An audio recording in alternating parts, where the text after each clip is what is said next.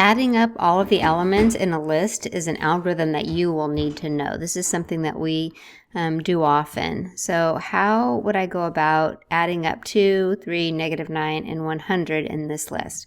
Well, the first thing I need to do is create an index because I'm going to be iterating through the list. And then I'll need to create an accumulator variable, and I'll call that sum. So every time I get an element, I will add it to this sum variable. So I will loop while I is less than the length of the list,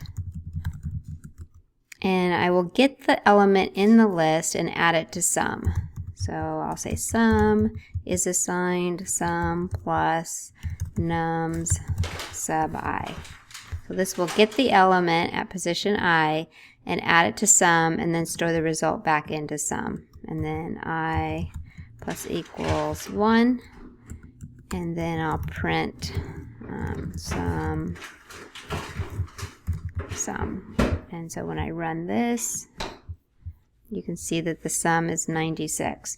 So if I were to hand trace this, I'm starting out with my nums, right? And then I have a variable I. I'll set that to 0. And sum, I'll set that to 0. And I'll number these like that. And then so I jump in the loop, and while I is less than the length of num, so the length of the nums is 4, right? There are 4 elements in the list. I'm going to get the element at position I. So I has a 0. So what's the element at position I? It's 2. And so I will get the 2, and I will add it to sum. So now sum has a 2 in it. And then I'll increment I. And I'll go back up. 1 is still less than 4. So I'm going to get the element at position 1 now, right? Because I has a 1 in it. So the element at position 1 is 3. So 3 plus 2 is 5, and I'll put that back into sum. And then I'll add 1 to sum. And I'll go back up. 2 is less than 4. So get the element at position 2, that's -9. Right, -9, and add that to sum. So -9 plus 5 is -4.